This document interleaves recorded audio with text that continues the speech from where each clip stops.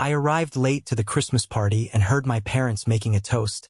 "It's great that Matthew didn't come. No one likes having him here," my brother added. I quietly stepped outside and called my lawyer. "The party was over in 15 minutes. Thank you so much for being here. Before I tell you exactly how this crazy, freezing holiday night ended with flashing police lights, please drop a Y in the comments below so I know you are ready. Grab a warm drink and listen to me tell this whole story."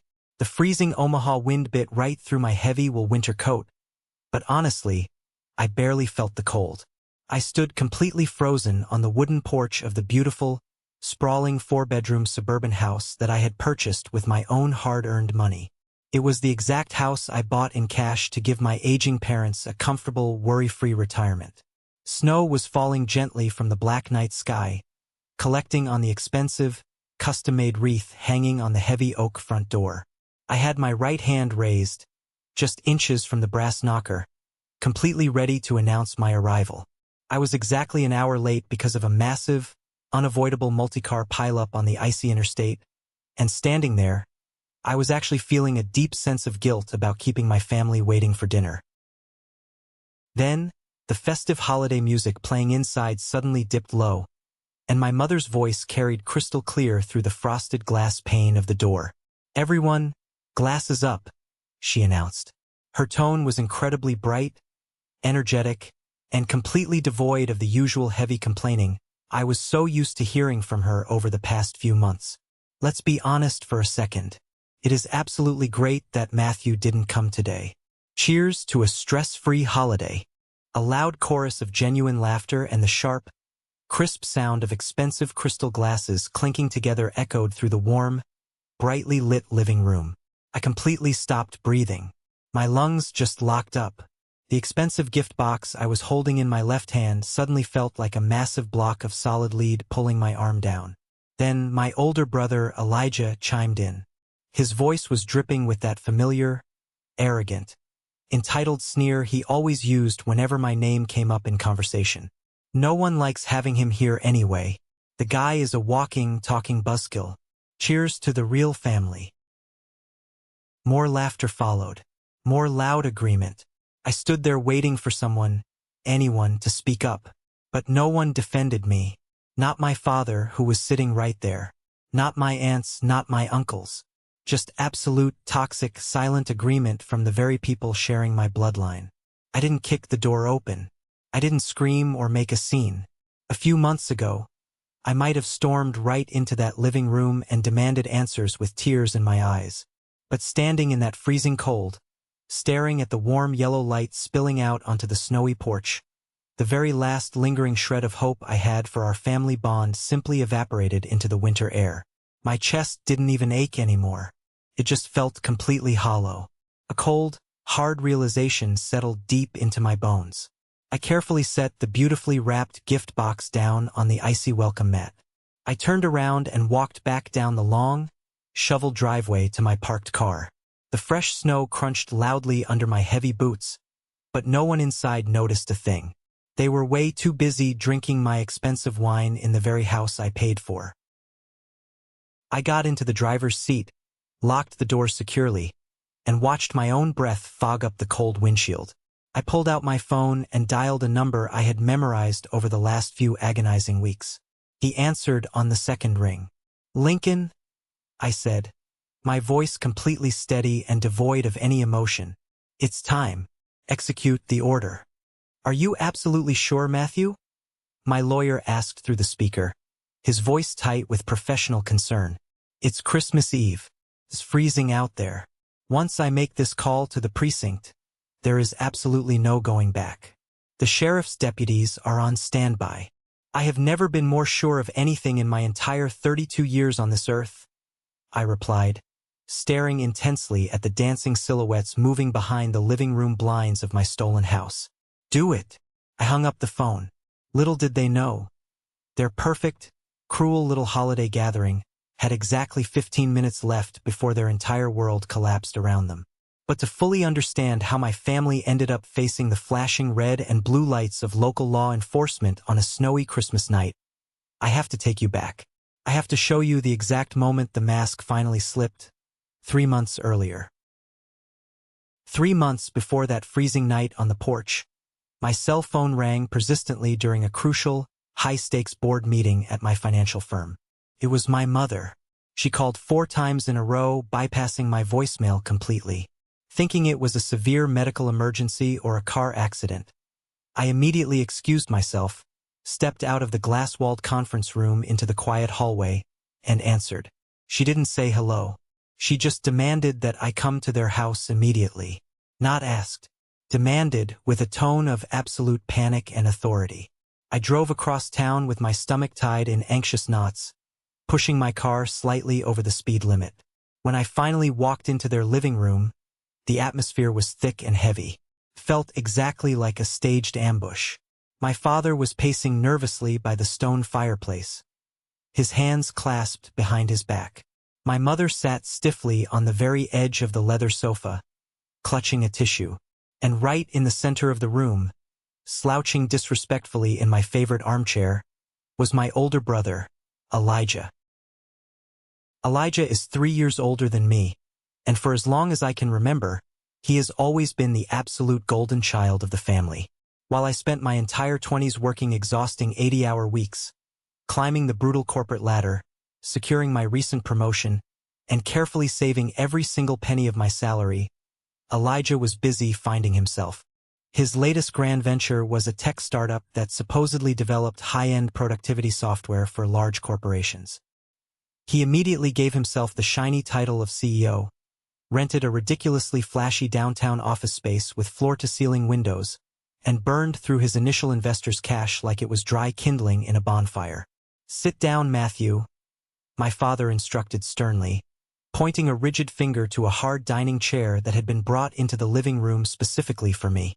"What's going on?" I asked, refusing to sit, keeping my heavy leather briefcase firmly in my hand. "Is someone hurt?"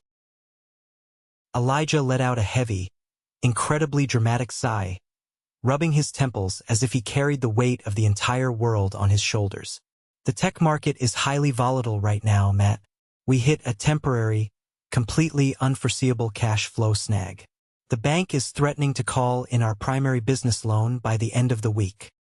"He needs capital, Matthew," my mother cut in, her eyes wide with manufactured, desperate panic. "If he doesn't get a major cash injection by this Friday, the bank will seize everything. He loses the company. He loses everything he has built over the last 2 grueling years." I looked directly at Elijah. He wouldn't even meet my eyes. He just stared at the rug. "How much is the current shortfall?" I asked calmly. 120,000, Elijah mumbled into his hand.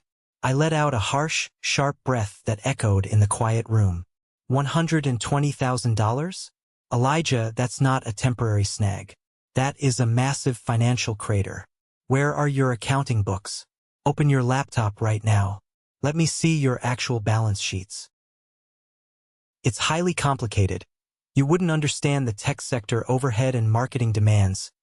Elijah deflected immediately, his jaw tightening with defensiveness. I manage multimillion-dollar corporate investment portfolios for a living. I shot back, stepping forward and closing the distance between us.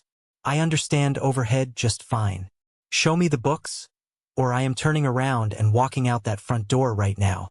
Reluctantly, with a heavy roll of his eyes, Elijah pulled a silver laptop from his designer messenger bag and brought up his company's financial records.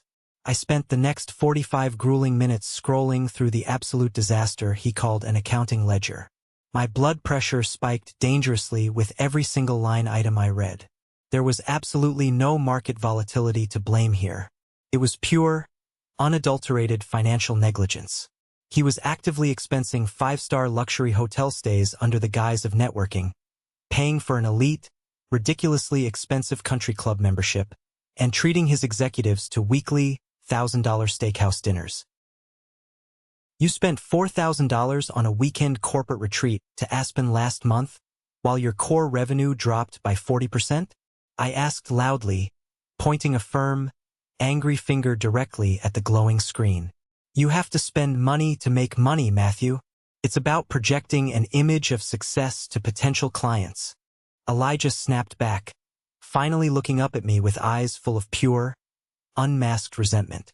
I slammed his laptop shut so hard the loud crack made my mother jump in her seat.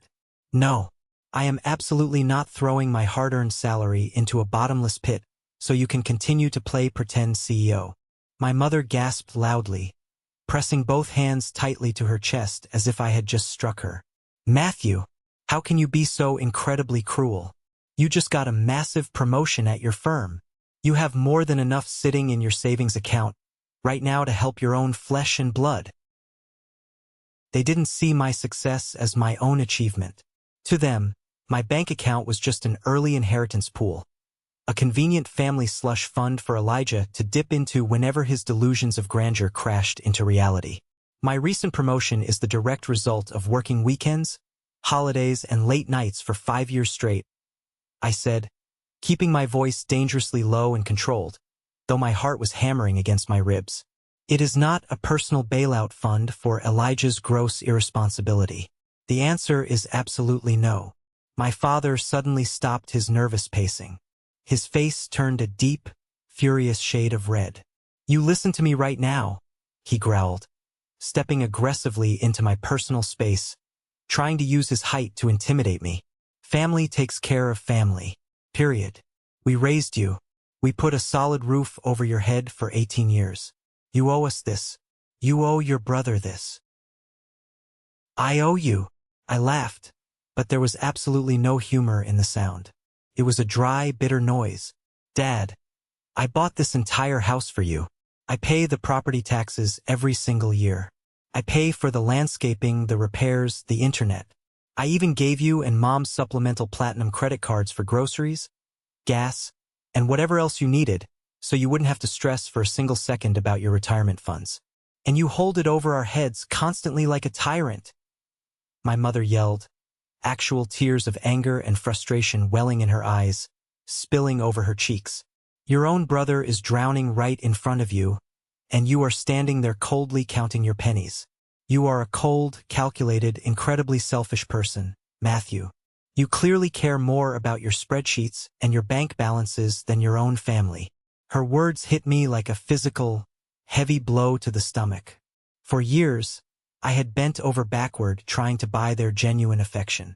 I genuinely thought that if I was just successful enough, generous enough, helpful enough, they would eventually look at me the exact same way they looked at Elijah. But standing there, watching them completely bare their teeth like cornered animals to defend the son who was actively bankrupting himself through sheer stupidity, I finally saw the brutal, undeniable truth of my existence in this family. I was just a wallet to them, an ATM machine with a heartbeat. Fine, I said softly, the anger suddenly draining out of me, replaced by a cold, sharp clarity. I reached into the inside pocket of my suit jacket and pulled out my cell phone. I quickly opened my secure banking application. What are you doing? Elijah asked, his eyes narrowing with sudden suspicion as he watched my thumbs fly across the screen. I'm taking Mom's advice. I'm being selfish, I replied calmly. With a few deliberate taps on the glowing screen, I navigated to the authorized user settings on my primary accounts. I am permanently canceling the supplemental credit cards I gave you and Mom. I am also immediately canceling the automatic wire transfers that cover the monthly utility bills for this house. You want to enable his delusions? Do it on your own dime from now on. My mother let out a shrill, piercing scream of pure disbelief. You wouldn't dare do that to us. It's already done, I said, sliding the phone smoothly back into my jacket pocket. I looked my father dead in the eye, refusing to back down an inch. I will continue to pay the primary mortgage and the property taxes strictly because my legal name is on the deed, and I won't ruin my own credit. But as of this exact second, the family gravy train is officially derailed. Do not call me for money ever again. I turned firmly on my heel and walked straight out the front door, leaving it wide open behind me. I completely ignored my father angrily yelling my name from the front porch. The long drive back to my downtown apartment was completely, suffocatingly silent.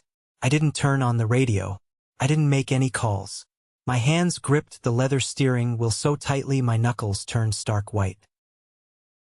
That specific afternoon marked the official beginning of a bitter, freezing cold war within our family. They cut me off entirely. There were no more text messages, no more casual phone calls, no more Sunday dinner invitations. They desperately wanted to punish me. They wanted to starve me of the basic family connection I had always craved, fully expecting that I would eventually break down, apologize, and crawl back to them with an open checkbook in my hand. I absolutely refused to break. I threw myself entirely into my corporate work. I spent my long evenings lifting heavy weights at the gym or sitting alone in my quiet, dark apartment, constantly trying to convince my own brain that I had done the right thing. But the sudden, absolute silence from my family was deafening, and it left a deep, painful crack in my emotional armor that someone was more than willing to quietly exploit. 2 agonizing weeks into the strict silent treatment, my cell phone buzzed loudly on my kitchen counter. The caller ID flashed brightly, showing Aunt Sarah's name.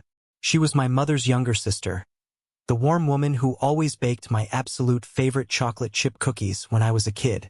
She seemed to be the only relative in our extended family tree who ever genuinely listened to me without an ulterior motive. I hesitated for a long moment, watching the phone vibrate against the granite, but the crushing, heavy loneliness of the past 14 days finally made me swipe right to answer the call. "Matthew, sweetheart." Her warm, incredibly soothing voice drifted softly through the speaker. "I've been so incredibly worried about you. How are you holding up, honey?" I let out a long, shaky breath that I didn't even know I was holding. "It's been really rough, Aunt Sarah. They haven't spoken a single word to me since the massive argument in the living room." "I know, honey, I know," she cooed sympathetically, her tone dripping with maternal concern. "Your mother is just being incredibly stubborn right now. She's deeply upset and stressed about Elijah's failing business situation, but she absolutely shouldn't be taking her frustrations out on you. You did exactly what you thought was right to protect yourself." For the next 20 solid minutes, Aunt Sarah patiently let me vent every single frustration I had bottled up. I told her exactly how betrayed and used I felt. I told her how mentally exhausted I was from carrying the massive financial burden for people who didn't respect my hard work or my boundaries. "You just need to focus entirely on yourself right now," she advised softly, sounding like a true confidant. "How are things at the firm? Are you managing to stay busy to keep your mind off things?" "Very busy," I admitted, actually feeling grateful for the sudden change of subject. "I actually have a huge, multi-million-dollar corporate merger I'm personally overseeing right now. I'm practically sleeping at the office. Next week, I have to fly out to Chicago for 3 days straight just to finalize the legal paperwork with the acquiring company." "Oh, you poor thing, working so incredibly hard," she said, her voice full of pity. "Well, you just keep your head down and focus on your career. I'll slowly try to talk some sense into your parents when the time is right and tempers have cooled. Just keep me updated on how you are doing. Okay? I love you, Matthew." "Love you too, Aunt Sarah," I replied sincerely, actually feeling a small, comforting spark of warmth ignite in my chest for the first time in weeks. Over the next month and a half, Aunt Sarah became my absolute only lifeline to the rest of the family. She called me religiously twice a week. We talked constantly about my demanding work schedule, my high stress levels, and my upcoming out-of-state business trips. She always sounded so incredibly supportive and understanding. She expertly made me feel like I wasn't entirely crazy or selfish for finally setting financial boundaries with my parents. I was so desperately hungry for a mother figure, so desperate for someone in my own bloodline to validate my existence and my feelings, that I was completely blinded. Because of that deep, blinding desperation, I never once noticed how oddly specific her questions were becoming. I never noticed that she always seemed intensely, almost suspiciously curious about exactly what days I would be flying out of town, or exactly how busy I was with my corporate lawyer finalizing my firm's complicated contracts. I didn't realize I was voluntarily feeding my daily itinerary directly to a snake in the grass. I didn't know that the second she was hanging up the phone with me, she was immediately dialing my parents' house, enthusiastically passing along every single piece of private information they needed to safely maneuver behind my back. I truly thought I had a loyal ally in my corner.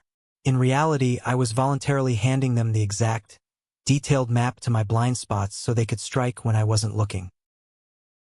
2 full months had passed since the massive relationship-ending blowout in my parents' living room. I was sitting quietly at my kitchen island on a dreary, rainy Saturday morning, slowly sipping a mug of black coffee, when my best friend and personal financial advisor, Carter, let himself into my apartment using his spare key. He looked incredibly agitated. He aggressively threw his wet rain jacket onto a dining chair and practically shoved his glowing smartphone directly into my face. "Have you seen this absolute garbage yet?" Carter asked, his brow deeply furrowed in severe confusion and anger. I leaned back and squinted at the bright screen. It was Elijah's public social media page. The newest post, uploaded just hours ago, was a high-resolution picture of my older brother casually leaning against the sleek hood of a brand-new, jet-black Porsche 911. He was wearing expensive designer sunglasses and a smug smile. The arrogant caption beneath the photo read, "Hard work and relentless grinding always pays off. Upgrading the daily commute to match the vision. Hashtag see Olive, hashtag blessed, hashtag self-made." I stared blankly at the image, my brain completely short-circuiting as it tried to process the impossible information. "When exactly was this posted?" "Late last night," Carter said, immediately pulling the phone back and swiping aggressively to the next picture on the timeline.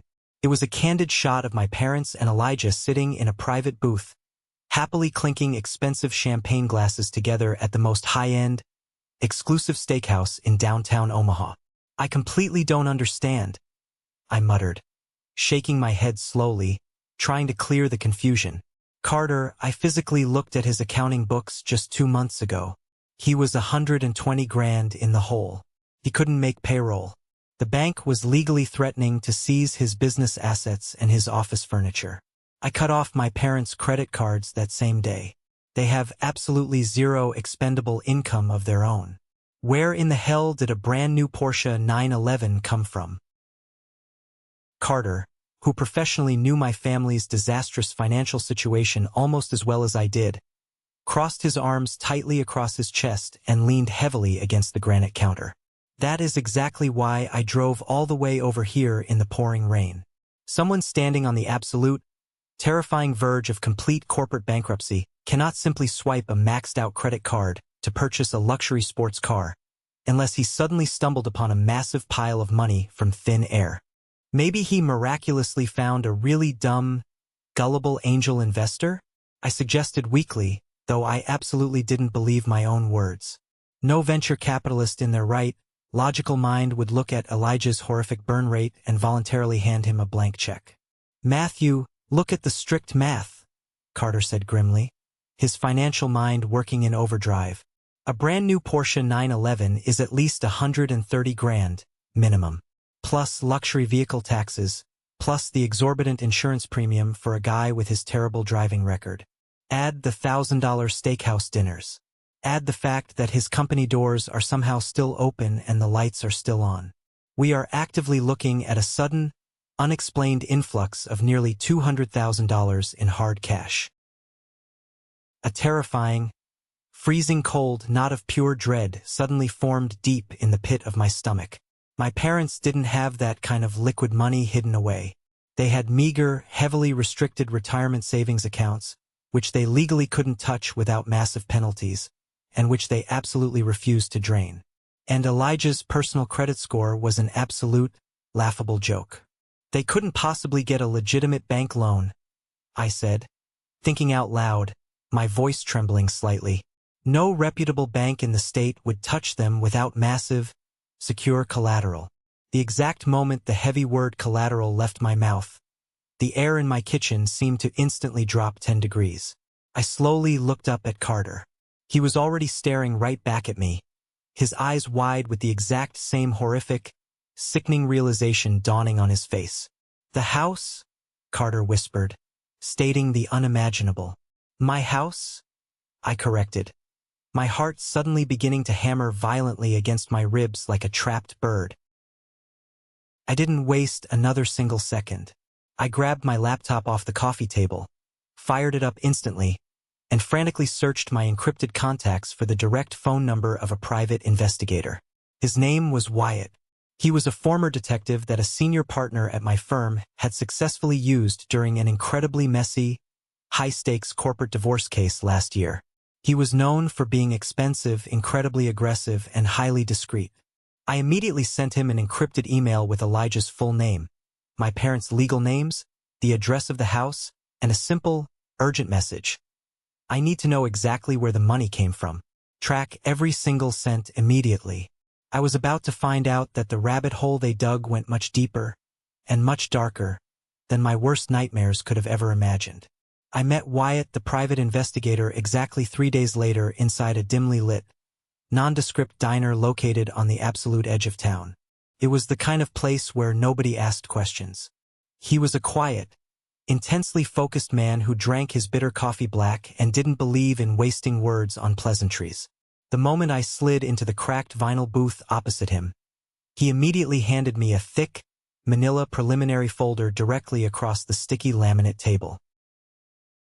Financial records always leave a permanent, undeniable digital trail, Wyatt said, his voice a low, rough gravel that barely carried over the hum of the diner's old refrigerator.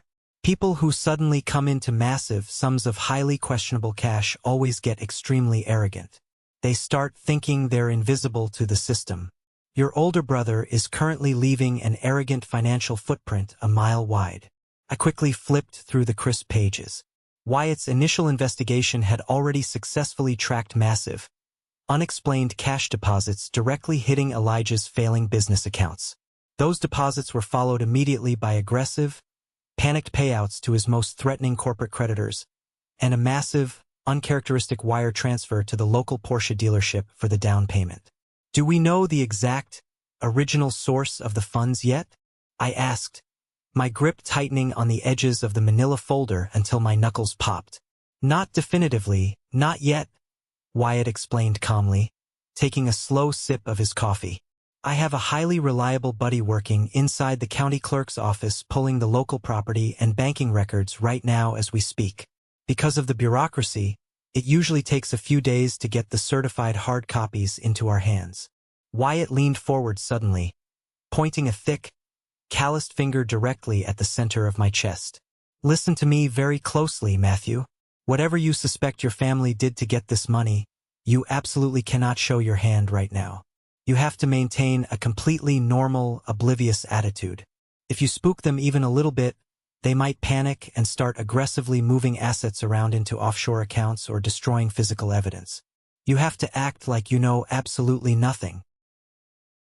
I swallowed hard, nodding slowly, feeling a massive, suffocating weight settling heavily onto my shoulders. I can do that. I can play the game. It was far easier said than actually done. The very next afternoon, I walked down to the mailroom in the busy lobby of my apartment building. Wedged tightly between the useless junk mail and my monthly electric bill was a thick, highly festive, bright red envelope. The elegant, cursive handwriting right on the front clearly belonged to my mother. I ripped it open alone in the ascending elevator. It was a formal, beautifully printed invitation to an annual Christmas Eve dinner party, being hosted at the exact suburban house that I legally owned. Tucked neatly inside the card was a handwritten note on expensive, textured cardstock.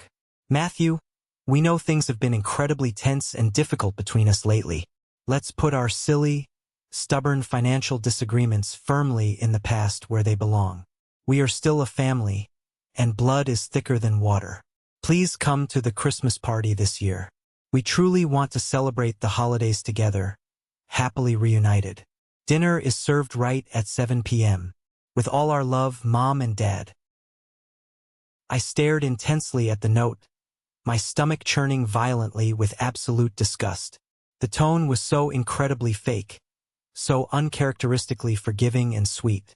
They had completely ignored my existence for months, treating me like a diseased pariah. Now, suddenly, while Elijah was recklessly driving a luxury sports car he couldn't possibly afford, they desperately wanted to play the role of a happy, reunited family? I pulled out my phone and quickly texted Wyatt a clear picture of the invitation. His brief reply came exactly 30 seconds later. This is absolutely perfect timing. Accept the invitation immediately. It gives me the perfect psychological cover to finish digging without them suspecting a thing, and it keeps them completely blind to the fact that we are currently investigating them. So, I forced myself to play my required part in their twisted play. I immediately texted Aunt Sarah, falsely telling her I had received the lovely invitation and was seriously thinking of going to finally make peace with everyone. She practically squealed with absolute delight over the phone, telling me how incredibly proud she was of me for finally maturing and being the bigger person. I gritted my teeth so hard my jaw ached, thanked her politely, and promised her I would absolutely be there. I was perfectly setting the stage, completely unaware of the absolute, devastating nuclear bomb Wyatt was about to drop right onto my desk. Exactly 1 week before the upcoming Christmas holiday, Wyatt smoothly bypassed the busy receptionist at my corporate firm and walked straight into my private, glass-walled office. He firmly closed the heavy oak door behind him and locked it with a sharp click. He didn't say a single word as he quickly pulled a massive, legally bound dossier from his battered leather briefcase and dropped it heavily onto the exact center of my pristine mahogany desk. The loud thud echoed ominously in the quiet room. "It's infinitely worse than you originally thought," Wyatt said, taking a seat opposite me, his face devoid of any comforting expressions. My hands were actually visibly shaking as I slowly reached out and opened the heavy cover. The very first page staring back at me was a certified, stamped copy of a massive mortgage loan agreement from a prominent, highly respected local bank. The staggering loan amount, highlighted aggressively in bright neon yellow ink, made my blood run cold. $185,000. "They actually took out a mortgage?" I asked, my voice barely a hoarse whisper as my brain struggled to process the sheer audacity. "How is that even legally possible? My name is the only one on the deed. I bought that house in straight cash. When I bought it, my lawyer, Lincoln, explicitly drafted an ironclad property revocation clause stating that absolutely no liens, loans, or structural alterations could be made without my physical, notarized signature present in the room." Wyatt reached calmly across the desk and flipped the heavy packet to the third page of the dossier. "Look very closely at the bottom signature line, Matthew." I leaned forward and stared down at the crisp white paper. There, sitting perfectly on the solid black ink line, was my exact signature. Except, I knew for an absolute fact it wasn't mine. It was a terrifyingly accurate, calculated forgery, perfectly mimicking the exact, unique loop of the M and the specific, sharp slant of the W that I exclusively used on all my official corporate documents. "They blatantly forged your signature," Wyatt stated flatly, verbalizing the absolute nightmare sitting right in front of me. "Your parents actively, maliciously assisted Elijah in intentionally forging federal property documents. They confidently presented this fake paperwork to the bank, officially and illegally removing the protective revocation clause you originally put in place. Then, they boldly used your residential property as massive collateral to illegitimately borrow $185,000 against a physical asset they do not legally own." All the air was violently sucked right out of the room. I felt physically sick, a wave of nausea washing over me. The sheer, calculated audacity, the absolute, chilling lack of basic human morality required to orchestrate this level of deception against your own son. It completely blew my mind. "The bank just blindly accepted a piece of paper?" I asked, feeling my shock rapidly morphing into a boiling, white-hot anger. A sensitive legal document like that strictly requires a certified notary public to physically verify my identity with a state ID in person. How in the hell did they successfully bypass the standard, rigorous verification procedures? Wyatt's expression darkened significantly. He leaned back slowly in his leather chair. "That specific question brings us to the second, much uglier part of the file. Flip to page 10. Look closely at the raised notary stamp." I turned the thick pages with trembling fingers. At the very bottom of the forged revocation document, right next to my fake signature, was a raised, official seal, and a messy signature of the officiating notary public. I carefully read the printed name stamped cleanly below the seal. Joseph Miller. My jaw literally dropped open. The entire room started to spin dizzily around me. Joseph! I choked out, the word tasting like ash in my mouth. No, that's absolutely impossible. Joseph Miller wasn't just some random, faceless guy in a cheap suit working at a strip mall. He was my former college roommate. We had sweat together playing on the same intramural basketball team for 3 years. He had eaten Thanksgiving turkey dinner at my parents' dining table multiple times when he couldn't afford a plane ticket to fly back to his own home state. I was the one who had stayed up late helping him study and drill flashcards for his incredibly difficult state licensing exams. We were brothers in everything but blood. Your older brother? Wyatt explained calmly, watching the devastation wash over my face. Quietly approached Miller exactly 3 weeks after the day you cut off their credit cards. We found out that Miller's independent notary business has been severely struggling for the past year. He was drowning in debt. Your brother confidently offered him a flat, untraceable $10,000 cash kickback directly from the loan proceeds simply to look the other way and officially stamp the forged documents without you actually being present in the room.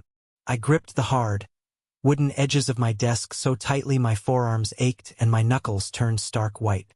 A blinding, white-hot fury suddenly washed over my entire body, completely, permanently erasing any lingering, pathetic sadness I still held for my family. The betrayal was absolute, cutting through every single layer of my life. My parents actually knew about his involvement?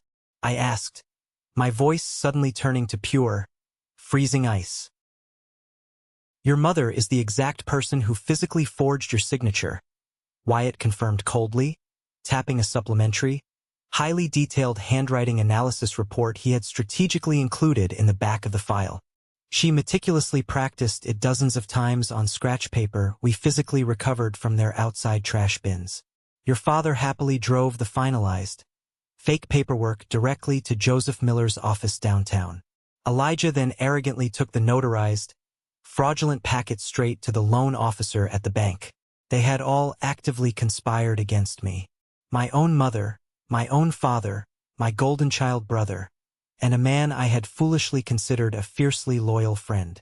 They had sat around a table together, looked covetously at the successful, stable life I had built from nothing, and collectively decided they had the absolute right to completely steal it just to fund Elijah's fragile, massive ego. They consciously committed severe federal mortgage fraud, actively risking decades in a federal penitentiary, just so Elijah could keep aggressively playing a fake CEO and driving a ridiculous Porsche 911 around town to impress people he didn't even like. Wyatt, I said, my voice now completely devoid of any human emotion. I didn't feel like a heartbroken son anymore. I felt exactly like a ruthless, calculating prosecutor preparing for a death penalty trial. I want you to make 3 exact, high-quality copies of this entire dossier. Keep one safely locked in a secure, fireproof vault at your office. Leave this original one sitting right here with me. And the 3rd copy? Wyatt asked, already standing up and quickly packing his gear back up into his battered briefcase. The 3rd copy goes directly to my lawyer by a bonded courier, immediately. I ordered, my eyes locked dead onto the forged signature of my own mother, because I am going to legally burn their entire, pathetic little fantasy world straight to the ground. The second Wyatt walked out of my office, I immediately picked up my phone and dialed Lincoln. I didn't need to cry. I didn't need to scream or ask the universe why me. The time for feeling pathetic and sorry for myself was permanently over. They had officially crossed the absolute boundary from toxic, annoying family dynamics directly into the territory of severe felony financial crimes. I was taking the gloves completely off. I sat rigidly in Lincoln's plush, ridiculously expensive downtown law office later that exact same afternoon. The beautiful, sprawling skyline of the city stretched out behind his massive, floor-to-ceiling glass windows, but my intense focus was entirely locked on the sharp, notoriously ruthless attorney sitting directly across from me.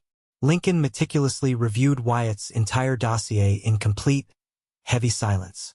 The only sound in the large room was the rhythmic ticking of a vintage grandfather clock in the corner and the sharp rustle of thick paper as he turned the pages. When he finally looked up at me, his normally stoic eyes were wide with genuine, professional shock. "Matthew, listen to me. I have seen incredibly wealthy families fight viciously over a multi-million-dollar inheritance. I have seen incredibly bitter, violent divorce and custody battles that destroy lives. But this specific situation is incredibly, stupidly brazen. It is a severe, undeniable felony offense. What your family orchestrated is wire fraud, bank fraud, and malicious identity theft, all seamlessly rolled into one massive criminal conspiracy. Can we legally win this without dragging it out for years?"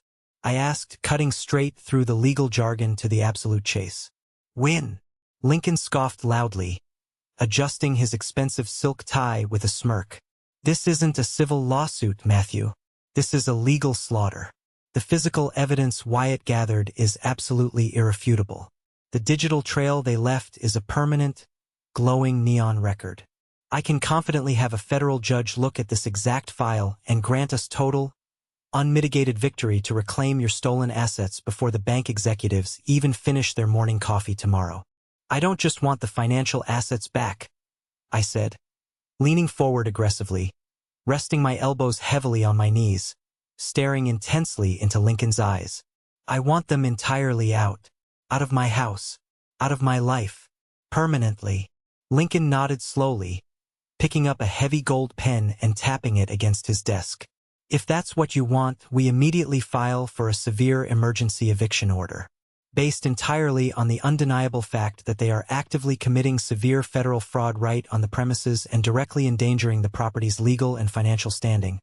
A judge will absolutely sign off on immediate execution.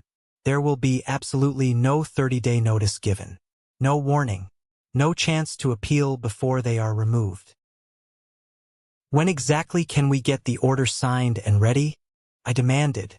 "If I push my contacts at the courthouse, I can have it officially signed by a judge by this Friday afternoon," Lincoln calculated, quickly checking his digital desk calendar. Friday, Christmas Eve. The exact, specific night they were proudly hosting their little fake reconciliation dinner party right inside my stolen house. A dark, incredibly satisfying sense of poetic justice immediately settled deep in my mind. "Do it," I told him without a single millisecond of hesitation. "Get the emergency order signed on Friday. We execute it that exact same night." While they are happily toasting their stolen money and laughing about how incredibly stupid I am, I want the armed authorities walking forcefully through the front door. "Are you absolutely certain about the timing?" Lincoln asked, professionally playing devil's advocate to ensure I wouldn't back out. "It will be incredibly messy. It will be highly public in front of their guests. They are still your parents, Matthew." "They stopped being my parents the exact second my mother picked up a pen to maliciously forge my name," I replied coldly, standing up to leave. "They consciously made their criminal choice. Now they get the devastating consequences." For the next few grueling days, Lincoln and his elite legal team worked tirelessly around the clock.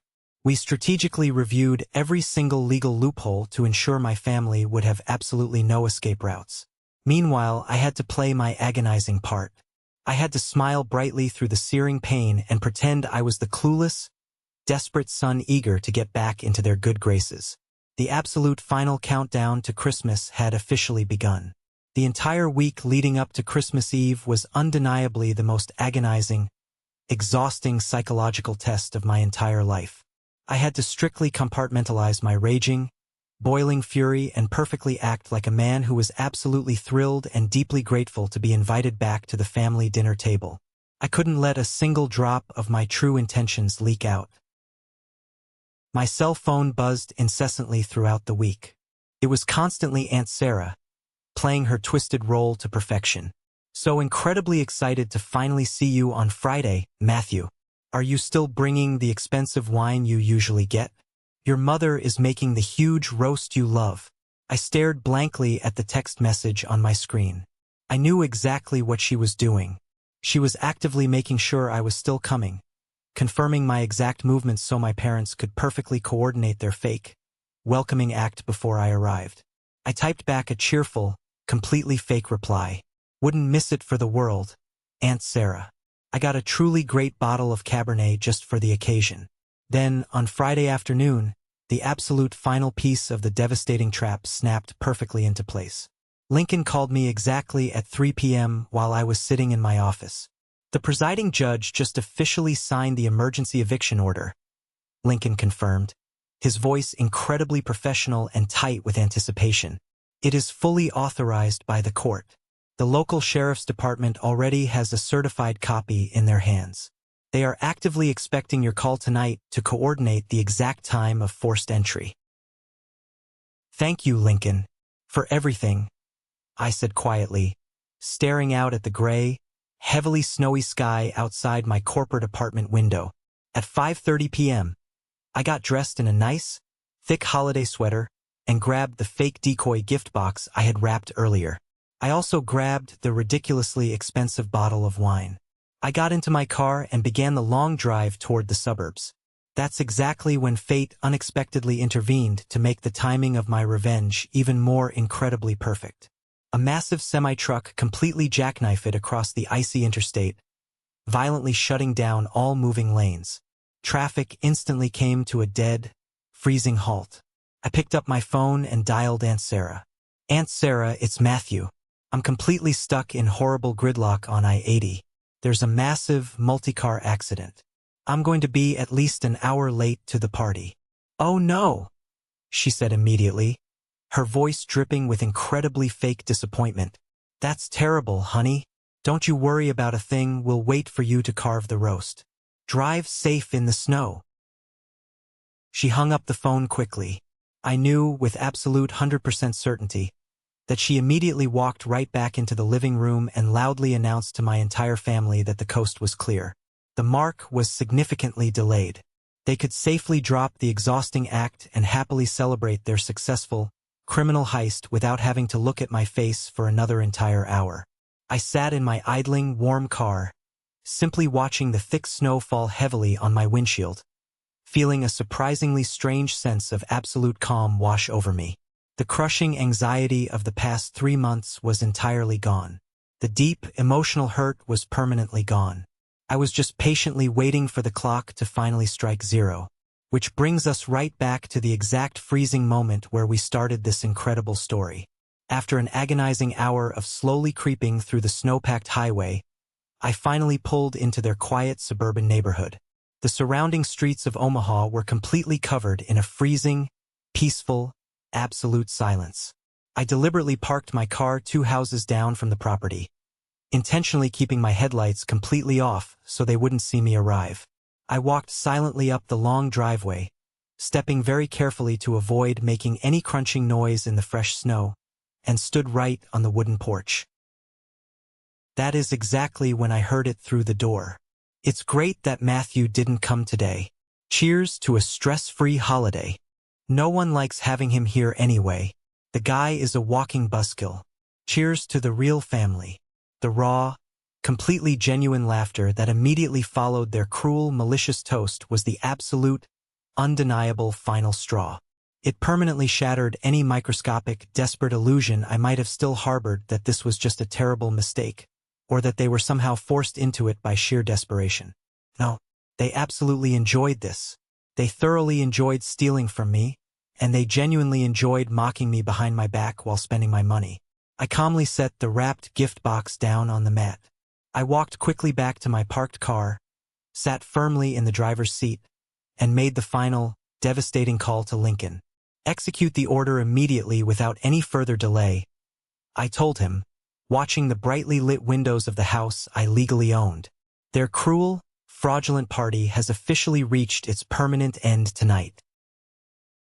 After hanging up with Lincoln, I immediately made a secondary, direct call to the main dispatch officer at the sheriff's department, confirming my identity and officially requesting the immediate execution of the signed judicial order. Units are exactly 3 minutes out from your location, sir. The gruff dispatcher confirmed over the radio static. I sat completely silently behind the steering wheel. I didn't even turn the car heater on. I just intensely watched the dark shadows of the oblivious partygoers moving happily across the living room blinds. I watched them continuously raise their glasses in celebration. I vividly imagined Elijah arrogantly smirking, jingling the heavy keys to his fraudulent Porsche right in his pocket. I imagined my mother, happily playing the perfect, gracious host, completely unbothered by the undeniable fact that she had maliciously committed a federal crime using my identity. There was absolutely no remaining guilt left inside my heart. They had consciously, deliberately chosen to treat my existence as nothing more than a convenient, unlimited bank account. They had eagerly made their bed with forged signatures and stolen mortgage money. Suddenly, the quiet, snowy residential street was violently illuminated by the harsh, rapidly rotating sweep of bright red and blue lights. 3 fully marked police cruisers turned the corner sharply, their heavy tires crunching aggressively over the packed snow. They didn't use their loud sirens, but the intense, flashing lights violently painted the entire front of my stolen house in chaotic, terrifying colors. 4 heavily armed, serious law enforcement officers stepped out of the vehicles. They marched briskly and purposefully up the driveway, their heavy boots thudding loudly against the concrete. They absolutely didn't bother knocking gently. The lead officer pounded his heavy fist aggressively and relentlessly against the heavy wooden front door. The crushing exhaustion of the last 3 months completely vanished from my body. I leaned forward slightly in the driver's seat, resting my hands firmly on the steering wheel, and watched eagerly as the front door swung open. The quiet eye of the storm had finally passed. The real, devastating legal hurricane was about to completely tear their fake lives apart. I watched from the cold, dark interior of my parked car as the lead sheriff's deputy pounded his heavy fist against the solid oak front door of my house. The festive holiday music blaring from the living room speakers was instantly cut off. The front door swung open, revealing my father. He was holding a crystal glass of my expensive red wine, wearing a smug, relaxed sweater, completely oblivious to the absolute nightmare standing on his porch. "Is there a problem, officers?" my father asked, his voice dripping with that arrogant, upper-middle-class entitlement he always used to intimidate service workers. "We are having a private family Christmas party here. Are you the current resident of this property?" the lead deputy asked, his voice a booming, no-nonsense baritone that carried perfectly through the crisp, freezing night air. "I am the homeowner, yes," my father lied smoothly, taking a sip of his wine. The deputy didn't even blink. He reached into his thick winter jacket and pulled out the legally binding, heavily stamped emergency eviction order Lincoln had secured just hours ago. He shoved the paperwork directly into my father's chest. "Actually, sir, you are not the homeowner," the deputy stated loudly, stepping forward and forcing my father to back up into the entryway. "According to this emergency order signed by a federal judge this afternoon, the legal owner of this property is Matthew, and he has officially requested your immediate, forced removal from these premises due to ongoing criminal financial activities. You and every single person inside this house have exactly 60 minutes to pack your essential belongings and vacate the property, or you will be arrested for criminal trespassing." I could see the exact second my father's brain stopped working. The smug confidence completely melted off his face, replaced by a pale, sickening horror. He dropped his expensive wine glass. It shattered loudly against the hardwood floor, splashing red liquid everywhere. "This is a mistake," my mother shrieked, suddenly appearing in the doorway behind him, clutching her pearl necklace. "Matthew is my son. He bought this house for us. You cannot do this on Christmas Eve. Ma'am, I suggest you grab some garbage bags and start packing your coats," the second deputy ordered, stepping right past her into the warm living room. "The clock is ticking." I watched as the police officers forcefully entered the crowded house, their heavy boots tracking dirty, wet snow all over the pristine rugs. They completely interrupted the ongoing holiday festivities with unquestionable authority. They sternly ordered all the confused, terrified guests to immediately disperse from the premises. The completely bewildered partygoers, People who just 10 minutes ago were laughing at my deliberate absence quickly scrambled toward the front door. They grabbed their coats and rushed out into the freezing night, whispering frantically among themselves about the sudden police presence abruptly terminating their free evening of drinking. They looked like rats fleeing a sinking ship. My golden child brother, Elijah, loudly attempted to argue with the uniformed officers in the middle of the living room. He puffed out his chest and pointed his finger aggressively in the lead deputy's face. The officer didn't say a word. He simply placed his hand heavily on his duty belt, staring Elijah down until my brother cowered, put his hands up, and scurried away toward the guest wing to pack his fraudulent designer clothes. Sitting completely silently inside my darkened vehicle parked safely across the quiet street, I carefully observed the chaotic eviction scene unfolding precisely according to my calculated legal strategy. I didn't miss a single crucial detail. I watched the armed police officers forcing my parents, along with Elijah, to hastily pack their essential personal belongings under strict, continuous supervision. They weren't allowed to take the expensive furniture I bought. They weren't allowed to take the high-end electronics. They were only allowed to take their clothes and basic toiletries. Exactly 60 short minutes later, the front door opened again. My family members were forcefully ushered out into the brutal, freezing winter night. They were awkwardly dragging hastily packed, overstuffed suitcases and black plastic garbage bags full of coats. They looked incredibly desperate, shivering in the cold after officially losing the comfortable, beautiful shelter I had originally provided for them out of the goodness of my heart.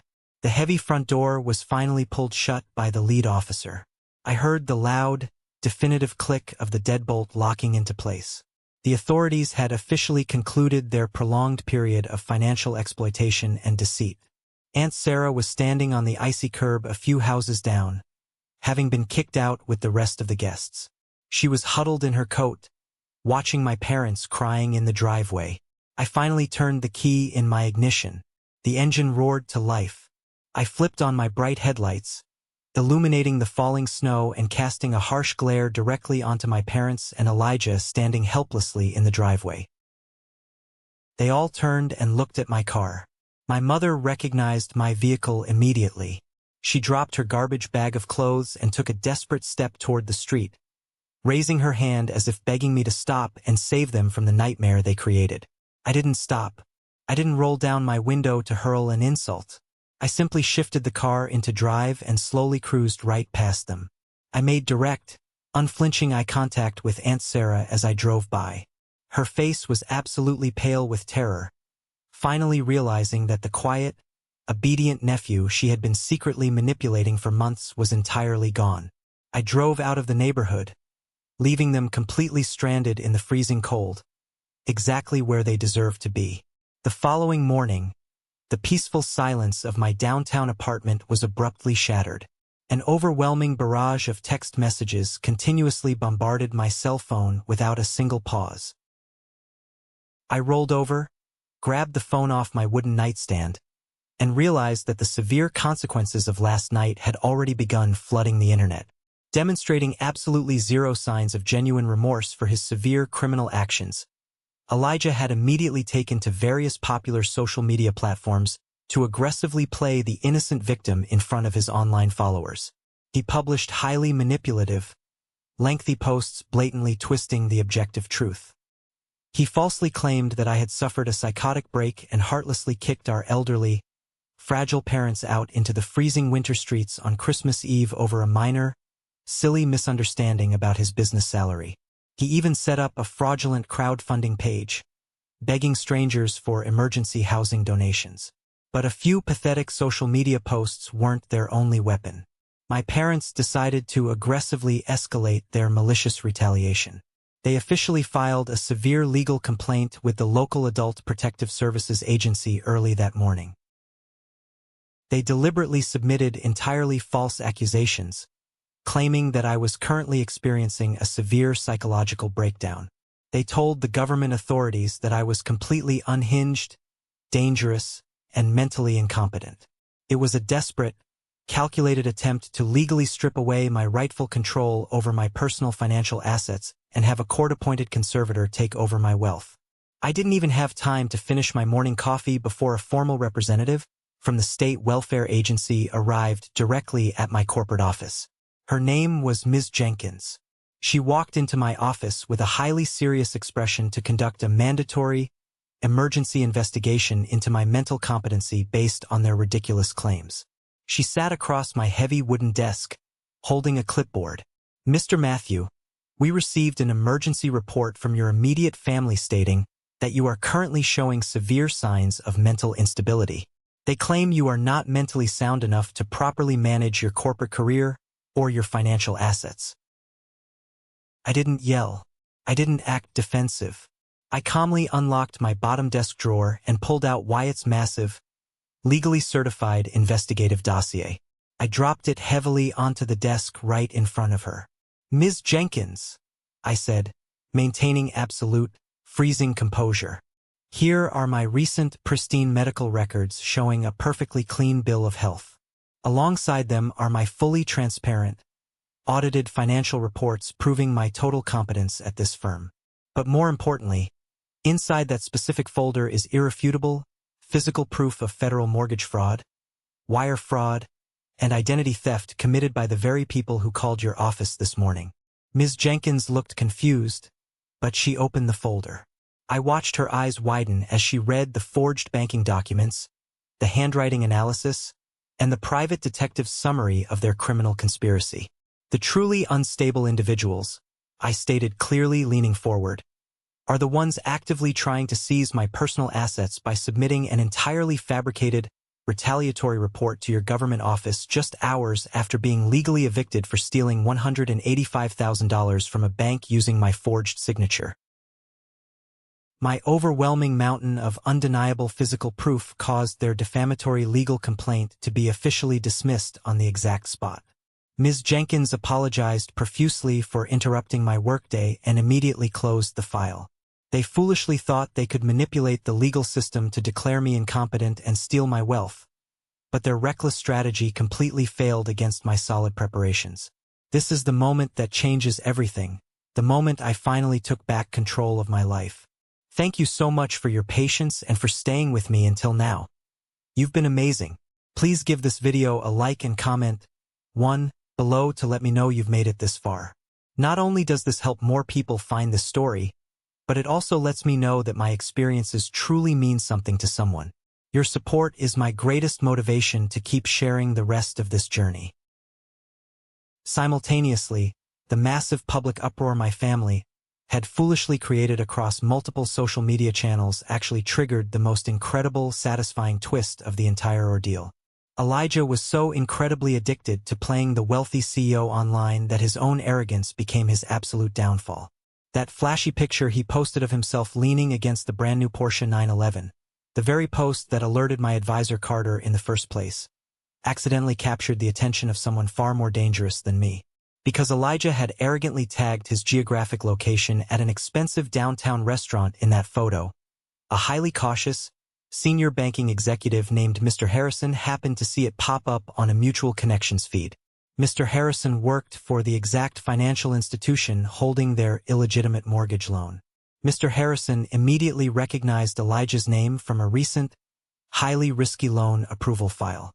Seeing a man who supposedly just needed emergency capital to save his failing tech business suddenly flaunting a $130,000 luxury sports car immediately triggered massive internal alarm bells. The sudden digital spotlight prompted the banking executives to initiate an immediate, ruthless internal audit regarding all the submitted legal paperwork associated with the recently mortgaged residential property. They assigned a specialized team of professional financial auditors to meticulously examine every single document that had been filed by Elijah. They didn't even need my lawyer to call them. They found the massive discrepancies all on their own. The auditors quickly noticed the bizarre inconsistencies with the notary stamp. They immediately dragged David, the junior loan officer who had processed the application, into a windowless conference room for aggressive questioning. David was a weak, easily intimidated man. Under the intense threat of losing his own career and facing federal charges, David completely cracked. He frantically confessed everything. He admitted that he had deliberately bypassed the standard, rigorous identity verification protocols because he had been privately heavily pressured by Joseph Miller, the corrupt notary public who was secretly taking a massive bribe from my brother. Because of this undeniable discovery of blatant internal financial deception, the massive financial institution didn't wait around. They immediately executed the necessary legal procedures to completely freeze all of Elijah's associated bank accounts. In a matter of hours, Elijah went from bragging online to having his entire illegal cash flow completely severed. His debit cards were declined at the grocery store. The sudden banking action officially triggered the beginning of a massive, unstoppable federal fraud investigation that would ensure he faced the maximum possible legal consequences for his deceitful actions. His own desperate need to look rich on the internet was the exact thing that burned his life to the ground. Exactly 1 week later, my phone was still constantly ringing with angry voicemails from distant relatives who had been completely brainwashed by Elijah's fake victim narrative online. Even my own cousins were calling me a monster. I ultimately decided to completely extinguish the rapidly escalating public relations nightmare once and for all.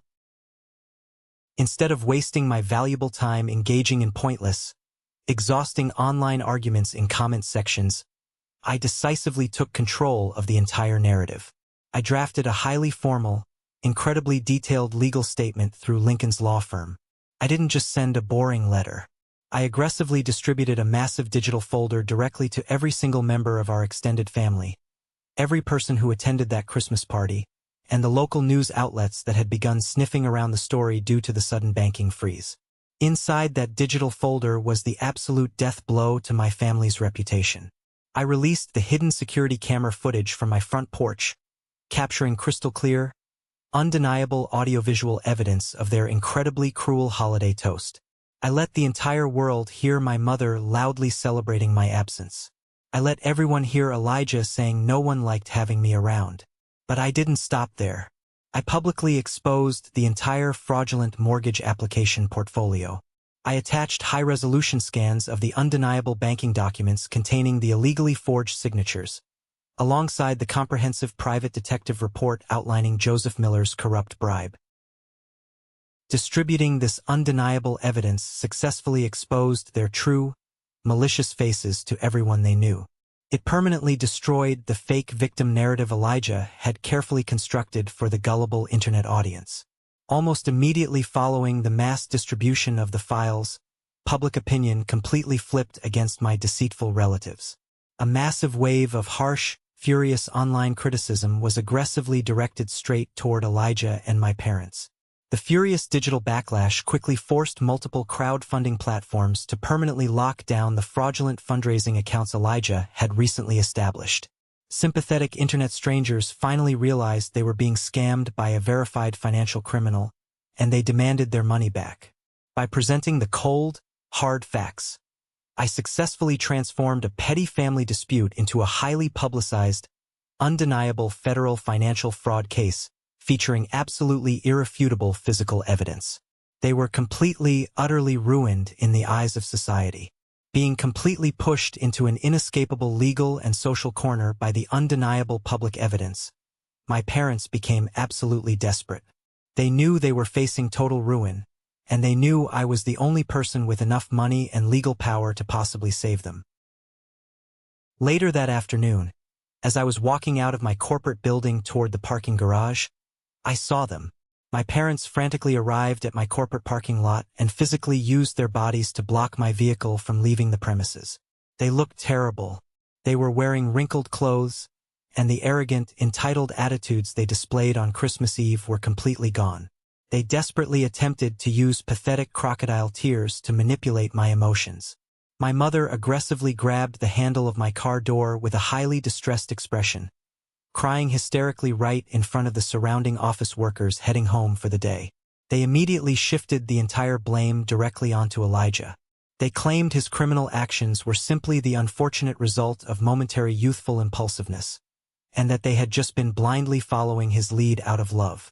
"Matthew, please, I am begging you on my hands and knees to please call your lawyer and withdraw the investigative files from the federal authorities," Mom pleaded loudly, her makeup running down her face as she attempted to maintain her tight physical grip on my vehicle. Elijah was just being momentarily foolish with his startup. We didn't know how serious it was. We are still a family after all. Please don't let them send your brother to prison.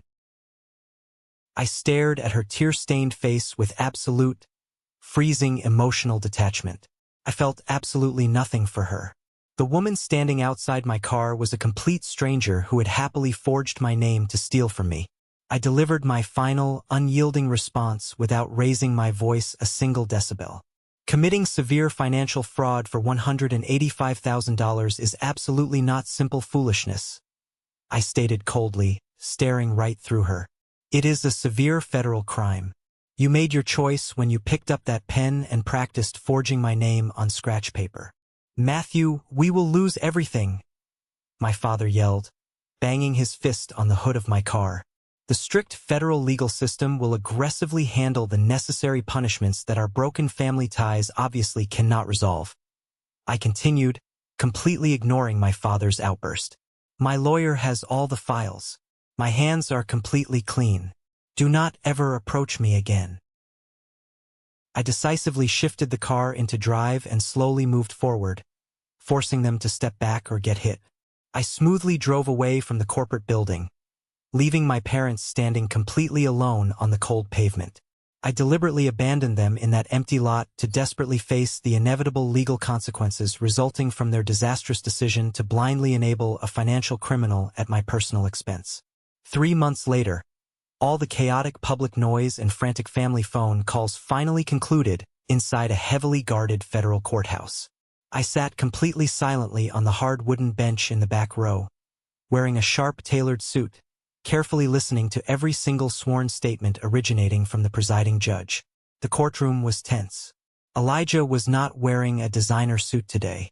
He was wearing a standard, bright orange federal jumpsuit, his hands cuffed in front of him. He looked pale, exhausted, and completely terrified. Joseph Miller, my former friend and the corrupt notary, sat at the defense table next to him, looking equally destroyed. The honorable judge meticulously reviewed the entire mountain of irrefutable banking evidence, the forged documents, and the detailed financial audit provided by the bank. He didn't show an ounce of sympathy. He officially delivered an incredibly strict judicial sentence that permanently altered their futures forever. The court strictly mandated that Elijah must completely relinquish his personal freedom by serving a mandatory sentence of 5 years inside a federal penitentiary facility to properly answer for his severe financial deception and wire fraud. Furthermore, the final judicial order legally compelled him to provide absolute economic restitution to fully compensate the defrauded financial institution for the stolen $185,000, without any possibility of declaring bankruptcy to escape his obligations. His precious, fraudulent Porsche 911 had already been aggressively seized and towed away by federal marshals weeks ago to be auctioned off to the highest bidder. Joseph Miller permanently lost his notary license and was sentenced to 3 years for his corrupt role in the conspiracy. Because of their direct, supportive involvement in orchestrating the fraudulent mortgage application, my parents managed to avoid actual prison time due to their age, but they were left completely, utterly empty-handed. They permanently lost the comfortable retirement home I had generously provided for them. They are currently heavily burdened with a massive mountain of overwhelming legal debt from their defense attorneys. They are struggling to survive in a tiny, run-down rented apartment in absolute social isolation. Our entire extended family, including the two-faced Aunt Sarah, completely alienated and abandoned them the exact moment their true, malicious, criminal nature was publicly exposed on the local news. They have nobody left to manipulate. I confidently walked out of the heavy, brass courthouse doors and stepped out into the crisp, bright morning sun. I walked with an incredibly steady pace, deliberately leaving behind the desperate, pleading looks of my parents who were sitting on a bench outside the courtroom. I didn't offer a single glance of pity or forgiveness in their direction. They were ghosts to me now. My best friend Carter was waiting for me at the bottom of the courthouse steps, holding 2 hot coffees. He handed me one with a massive, genuine smile. "It's finally over, man," Carter said, clinking his paper cup against mine. "Yeah," I replied, taking a deep breath of the fresh air. "It really is." Experiencing that completely toxic mess finally disappearing from my daily existence brought me an overwhelming sense of absolute freedom that I had never truly felt before in my entire life. I didn't have to carry the heavy burden of their unrealistic expectations anymore. I didn't have to constantly protect my wallet from my own bloodline. I was finally, truly free to build my own life, surrounded only by people who genuinely respected and cared for me. Looking back at this entirely exhausting, incredibly dark emotional ordeal, I deeply realized a fundamental truth about life. Offering blind tolerance to manipulative relatives only provides extremely fertile ground for their selfish greed to continuously grow. If you don't draw a hard line, they will eventually destroy everything you have worked incredibly hard to build. The biological boundary of sharing the exact same bloodline should absolutely never serve as a permanent free pass to excuse deceitful, toxic behavior. Being family does not justify blatant violations of federal law, and it certainly doesn't give anyone the right to steal from the people who generously trusted them the most. Actively choosing to aggressively protect your hard-earned personal assets, alongside your fundamental self-respect, remains the absolute prerequisite for living a dignified, peaceful life with your head held high. It doesn't matter if your opponent happens to be a stranger on the street or your closest family member. A thief is a thief regardless of their DNA. Decisively severing those highly toxic relationships might initially feel incredibly painful and lonely during the immediate aftermath. But I promise you, that difficult boundary enforcement actually represents the greatest possible salvation for securing a peaceful and prosperous future for yourself. You have to be willing to walk away from the table when respect is no longer being served. Thank you for sticking around and listening to my story. I know it was heavy, and I know it was chaotic, but it was my reality, and sharing it makes the burden a little bit lighter. I hope this resonated with you in some way, especially if you have ever felt trapped by the obligations of a toxic family. Have you ever found yourself in a similar situation, where you had to make a brutally hard choice to protect your own peace? Let me know down in the comments. I read every single one. Before you go, I have a special request for those of you who stayed with me until the very final second. If you are part of the 1% Club, the amazing group of people who actually watch these stories all the way to the end, drop a W in the comments below. That W stands for winner. It's our little secret code to recognize the people who understand the real value of standing up for yourself and winning your life back from toxic people. If my story helped you, or if you just enjoyed the journey, please hit that like button and follow the channel. We are building a community of strong people here, and I would love for you to be a part of it. Until next time, stay strong, protect your peace, and never let anyone make you feel guilty for demanding basic respect.